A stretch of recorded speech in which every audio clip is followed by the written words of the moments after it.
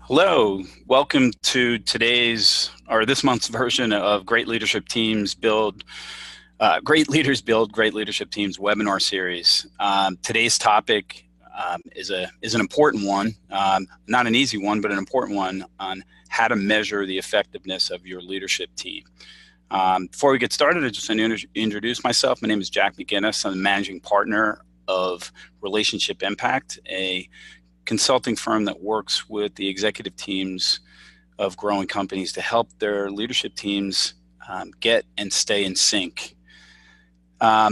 So just a couple words on logistics. For those of you who have joined our webinars in the past, our slides are full of content, so you'll see a lot of words on the pages. These will be distributed to you after the webinar, and we like to just provide you as much content as we possibly can. We won't be reading off the slides. So in addition to that, a logistical note, if you have any questions during the course of the webinar, please just use the chat feature, and I'd be glad to answer any questions as we go along.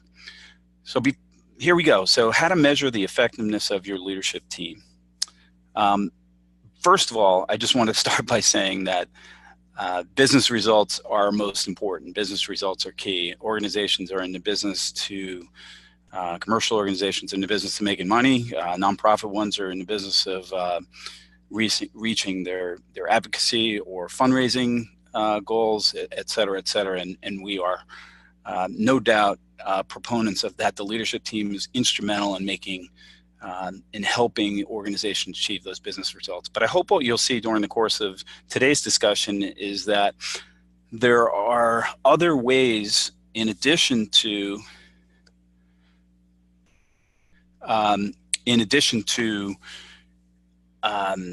business results, predicting how well your executive or leadership team will do to contribute to those results. So here we go.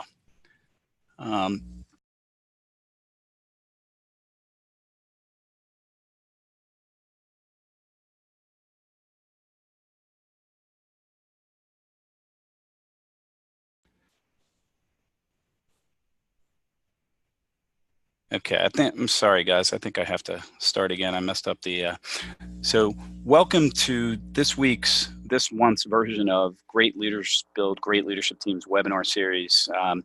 The topic today is how to measure the effectiveness of your leadership team.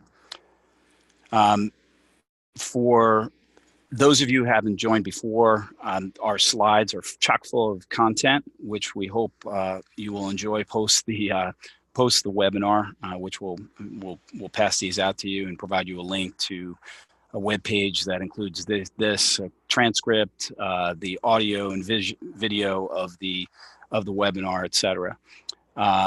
So again, my name is Jack McGinnis. I'm the managing partner of Relationship Impact, a consulting firm focused on helping growing organizations build great leadership teams that are in sync, both relationally and instructionally, which we'll talk about a little bit further. And another note, before we even get started, I just want to make sure it's crystal clear that our point of view is that the executive leadership team or leadership team is instrumental in impacting the business results of any organization. So for a commercial organization, that's a profit. For a nonprofit, that's either a fundraising or an advocacy type of goal. And so no question. So what we're going to be talking about today is that, plus how do you build a great leadership team that can increase your likelihood of the leadership team having that type of dramatic business impact. So first, the challenge. There's the big challenge in terms of building great teams. CEOs have to find a strong balance between getting results and maintaining a healthy culture. The balance is really important because without an overfocus on results or an overfocus on culture can be counterproductive. So for example, too much focus on results. This is directly from a 5-year study from Google that they did on their what made Google teams most effective. And what they found out is that teams that had too much focus on results don't last very long, because there's that burnout feeling, or that what becomes an overemphasis on metrics and measuring, and a lack of focus on how do we work together as effectively as we can. On the other side is when there's too much focus on culture at the expense of results. It's not a sustainable construct. So really important for CEOs, as they're building or rebuilding their leadership teams, is to make sure that there's a healthy balance put on focus on results and a focus on building a healthy culture. So what are some of the characteristics from our perspective that make a great leadership team to begin with? Well, number one, as we pointed out, they oversee and contribute to the achievement of tangible business results. Number one, no question about it. Number two is they have what we call a force multiplier effect, or an impact above and beyond the contributions of any one team member. And if you think about a great team that you've participated on, or you've been on either a sports team or a business team or a church team or whatever it might be, and you get the feeling that everyone's pulling their weight and contributing and helping each other when they fall down, that force multiplier effect of having an over and above impact, you can feel it. Next two are really important. We see in the work that we do working with executive teams, when they grow in their capacity to address increasingly complex challenges over time, you can see a team really humming, right? And so what does that look like? We have the next crisis that comes to us. We've learned so much from the previous ones. It doesn't mean it's not stressful. It doesn't mean it's not difficult. It doesn't mean we're not going to get frustrated with each other. But it does mean that we have the capacity to address these challenges more productively. And we see that that ability, that fiber among the team members to deal with complexity growing over time. And the last thing that's really important is a sense of resilience, an ability to get back up when things aren't going well, and just being able to go back at it with minimal scars and challenges to people's egos and that kind of thing. They just get back on the horse and get back up and ride again. Again, doesn't mean that it's easy. Doesn't mean that it's people aren't sensitive, but it does mean that they don't waste a lot of time getting right back and addressing the team's most important issues in a productive way. So that's what a great leadership team from our perspective looks like. And again, there's as you'll see in these 4 bullet points right here, there's a balance between a focus on results and a focus on the healthy team dynamics, so that they're able to produce those results. So here's a context that we use when working with leadership teams. There's three layers to this model. The first is, no question that a leadership team is the steward of the organization's strategic direction. They're responsible for shaping that direction. They're responsible for setting goals and priorities within that direction and driving execution towards that direction. That's most leadership teams have that as part of their mandate. You have a bunch of functional or business leaders that are reporting up to a CEO, and their job is to make sure that the organization's strategy is carried out effectively. Where we see a kind of a sometimes difficult concept to get across, but a really important construct for the most effective leadership teams that we've worked with, are there is a sense of specific purpose for that leadership team to be working together to integrate on a specific issue or two at a particular point in time in their in the team's or organization's journey.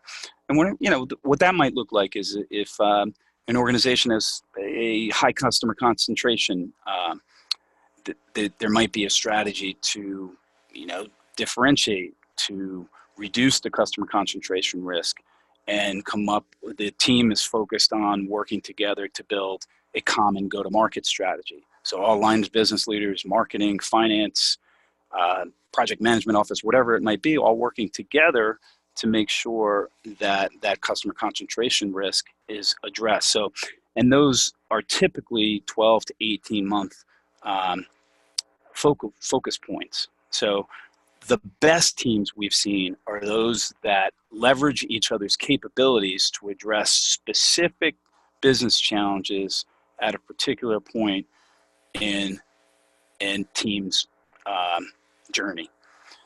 And in order to, and you see this as a foundational point, in order to be the good stewards and focus on a specific purpose, it is really important for teams to continue to refine the structural and relational dynamics that are critical for making a team healthy and able to focus on business results.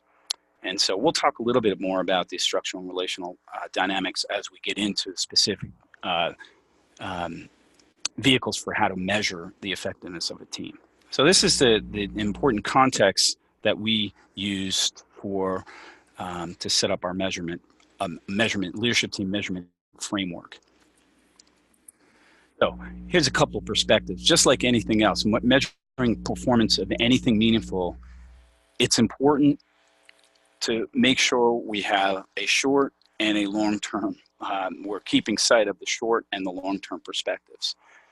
Short-term typically focuses on areas that help predict the likelihood that the team results will be achieved, or if it just make sure that the team is set up in a way that the structure and the relational dynamics are managed in a way that's going to be able to predict the likelihood that we're going to be able to achieve the longer term, like the specific purpose I talked to, or the organization strategy. So the short-term view, and what we're mostly going to talk about today, is how to set up a construct to predict how well your leadership team will be able to organize itself so that it can achieve its long-term results.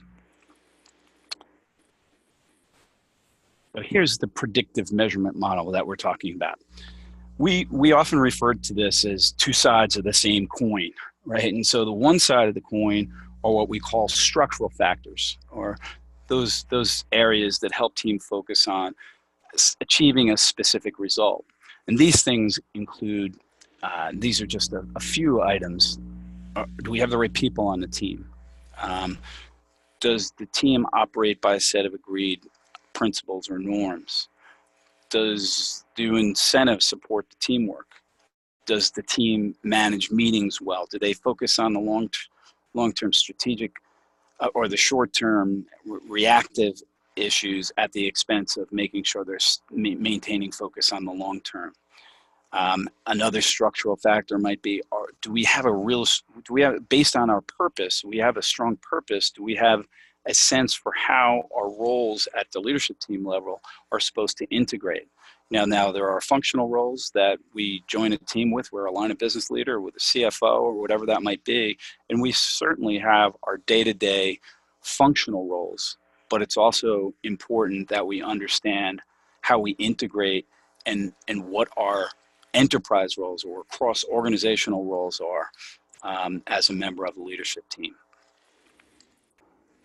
The other set of factors, the other side of the coin that we refer to, are what we call relational factors, or factors that help teams develop productive and healthy work environments. These are basic blocking and tackling. All these things I'm about to mention to you are very easy to say and harder to do, harder to put in practice. Do team members trust each other? Not so much do they like each other, but do they actually trust each other's intent? They feel like they can confront each other, challenge each other without getting judged or having overly defensive responses. Does the team encourage diverging points of view? Is the team able to, again, what would this, I think, I'll just take a pause here for a second and point out that one of the most important things that we see getting in the way of leadership teams being effective as they possibly can is what we call a lack of ability to have productive dialogue, which we simply define as the ability for teams to debate, challenge, discuss the most important issues confronting the team in a productive manner with minimal relational damage. Like people get defensive, people's feelings might get hurt. However, they're able to debate well so that we can be the good stewards of the organization and focus on what the purpose is of a leadership team at any given point in time. And ultimately, if you're able to have this productive dialogue, if there's a sense of trust and there is an ability to challenge and debate and discuss issues well, then a team is much more likely to be able to hold itself accountable. And then we talk about accountability. There's three types of accountability, right? There's individual accountability, there's authority accountability, and then there's what we view as critical for great teams is mutual accountability, an ability for teams to actually hold themselves accountable without the formal leader, the CEO, the president, having to be the arbiter of debate or holding someone accountable for business, the results the team is supposed to achieve. Really, when we see a team where the members are actually challenging each other and saying, hey, we missed our deadline, or we're about to miss our deadline even more productively, it seems like you're falling down with your part of your part of the plan here. What can we do to help you, and what's getting in the way, as opposed to waiting for it to happen or waiting for the boss, quote, the boss, to hold an individual accountable. And when these things work well together, we believe, again, nothing's perfect, right? But when these two sets of factors are working well together, there's a strong balance among a team's ability to get results and produce a healthy work environment. Okay, so just back to the Google study for a second. Google, just repeat what I said before, did a 5-year study of teams, and they were trying to figure out, what does a perfect team look like here at Google? And what they learned was that what really mattered was less about who's on the team, but more about how the team worked together. And that's been our experience as well. It's, even the quote, person, executive or leader that's on a team that's not necessarily the best team player, can learn how to become a more productive team member through these factors that Google identified.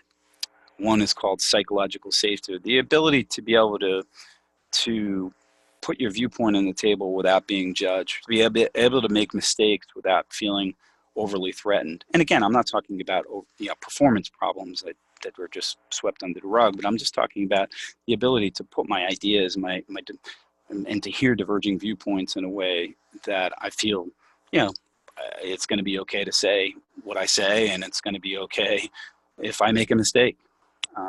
Second thing they came up with is that mattered most from Google's perspective was dependability. There was this sense of reliability. If I say something, I was going to do it. right? Next is structure and clarity, right? That gets back to my construct that we had in the previous page around structural dynamics, is making sure that there's good team structure in terms of who's on the team, what the roles are, how they integrate, how do we meet, that type of thing. And then there's a sense of meaning, that that there's a purpose for why we're here working together. It's a really critical one, and we study after study has proven this, and our own experience has demonstrated this as well. And then impact, that we have in the business impact we intended to have. Okay, so that's my backdrop, and what you're about to see is how do we measure a leadership team's effectiveness based on the predictive model that I showed you in the previous slide.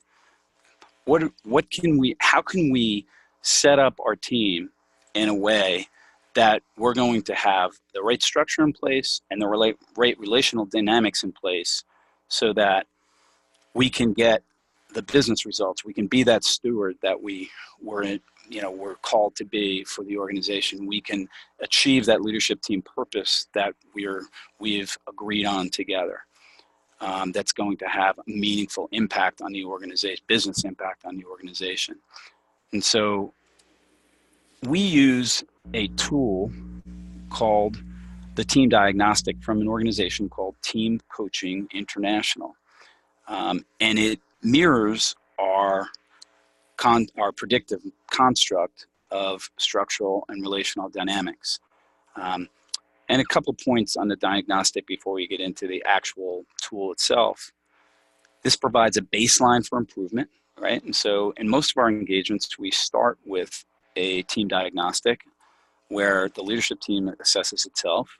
The board often assesses the leadership team, and the direct reports of the folks on the leadership team assess them based using the same instrument. So we have a sort of a 360 view of how this leadership team is performing as a system.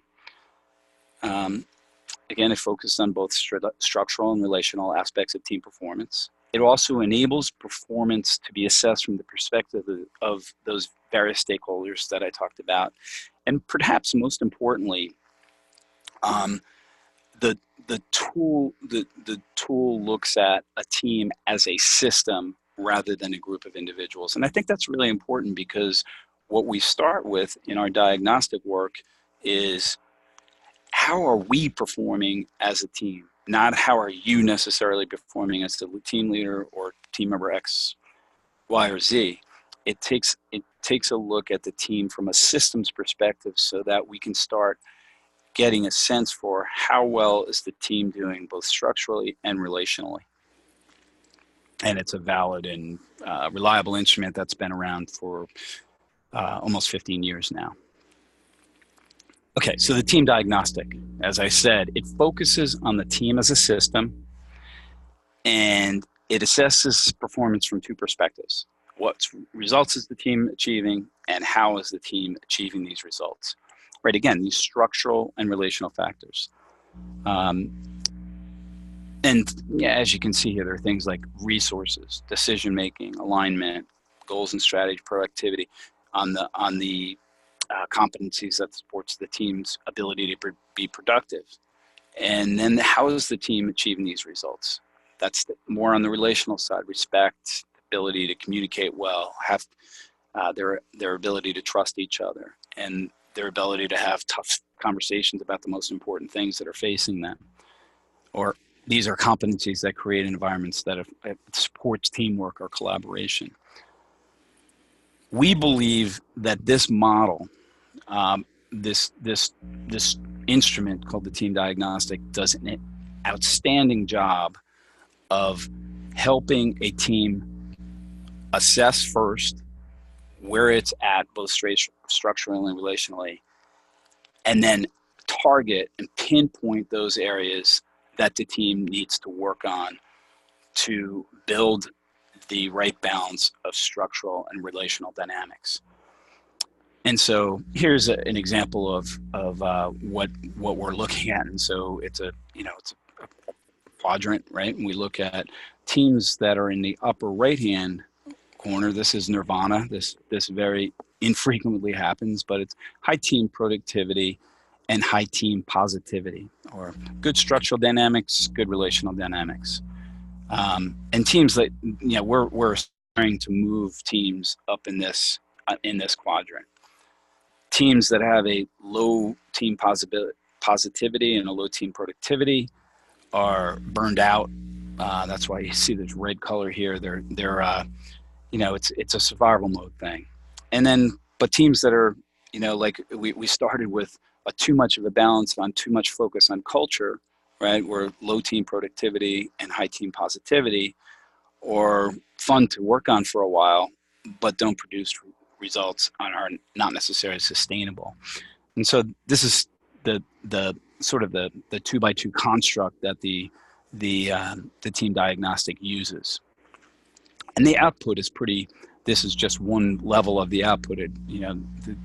It shows for, in this example, and the beauty of this tool is that we use it, when we first start, we use it 6 months in, and we often use it a year after the fact to give a team a sense for how it's progressing on these predictive elements of a team's ability to get the results it's looking for.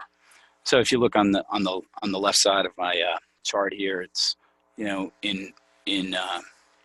April of 2017, this one team had some serious challenges. It had some productivity and positivity challenges, and it made some strong progress in actually the 418. Sorry about that. The 418 block. Actually, the 418 blocks is right up there in the high positivity, high productivity, and so they made some dramatic challenges or progress in on some of the challenges they faced. So let's take a look at, on the right side in the spider diagram, you'll see what some of their biggest challenges were. So if you look at the dotted diagram, the things that stand out most are a lack of alignment, an inability to communicate well, an inability to have constructive interaction with each other, an inability to make decisions well, a lack of trust. And so these are obviously related to each other.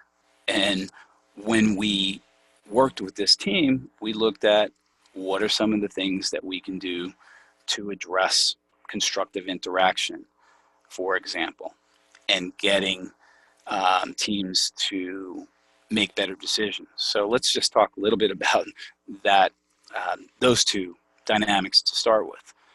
Decisions aren't made in this team said decisions are made or decisions are kicked down the road. Decisions aren't made in a timely way. People don't feel like their voices were heard.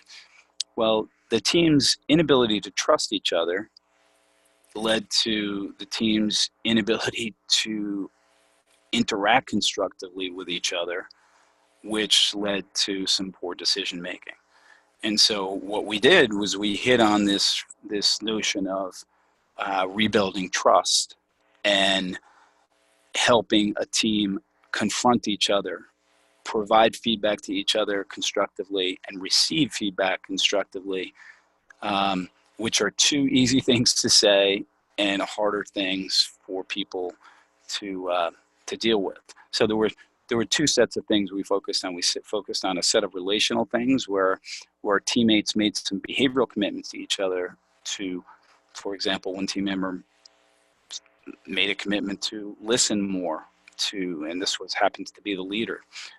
He had shut down dialogue by talking over people and not wanting to hear their perspectives and pushing things along. So people decided not to speak up. So his commitment was to slow down and get people's voices heard.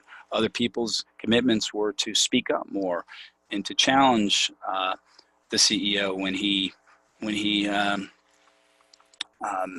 had a tendency to stifle conversation. Another set on the other side of the commitments is that they put a structured decision-making process in place, so that there was not on everything, but on the issues, the most strategic issues, most important resource types of issues. They put a decision-making process in place where, um, time frames were set, people's opportunity to contribute to the discussion were set, and then the person that was accountable for the particular issue made a call. Sometimes that was the CEO, and sometimes that was a business unit leader. And so two sides of that coin, so structural issues and relational issues, both dealt with at the same time to make improvements in how this team was operating. You can see these were pretty dramatic improvements.